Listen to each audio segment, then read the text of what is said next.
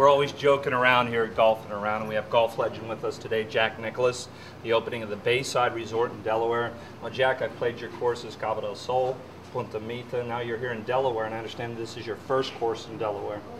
First course to open in Delaware, yep, that's right. Outstanding. I guess my question to you is this. You have an unprecedented 18 major championships. Of the 19 second place finishes, which one bothers you the most that you say, you know, if I would one more putted, if I would longer drive? None of them, really.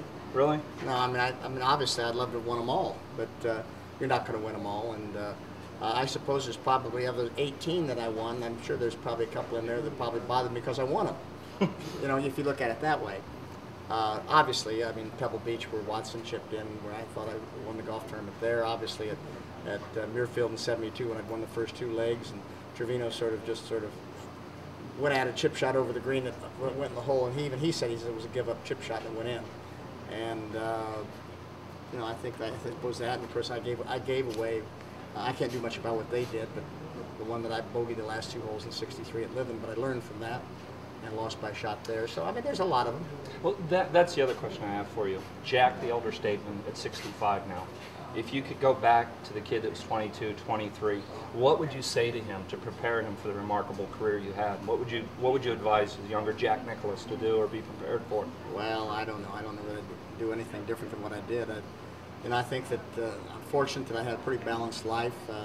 I've got 5 good kids, and that to me is far more important than my golf game. And if I wanted to be a golfer that won more tournaments, I think I could have won a lot more tournaments. But also, I'm not sure that I'd had a family, and I'm not sure that I'd have gotten to know my kids and anything else. And that certainly has been, as I say, it's far more important to me. It's the most important things in life, no doubt.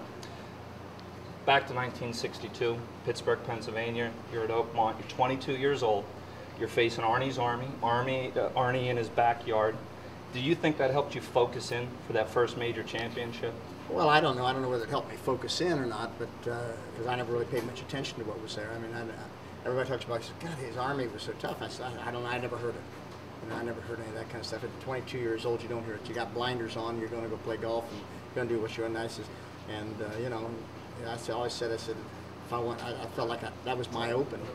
I finished second and fourth the 2 previous years in the U.S. Open. I felt like I'd given them both away, and I felt like it was time to win. And you know, if it was Arnold Palmer in my way, so be it. That's just the way I looked at it. And you know, maybe that sounds like a cocky kid or something else, but that's the way I had to play. And I think that's what I think that anybody who wants to have success, they really don't. And I couldn't control what Arnold did. Sure. All I could do is control what I did. So I went and just played my golf and did the best I could. And as it turned out, I won the golf tournament. And of course, it turned out to be really the start for me of my career. So. And it's a pretty good start to kind of just to beat Arnold. Ended up pretty good too, yeah, right? The U.S. Open. Pretty good, ended up.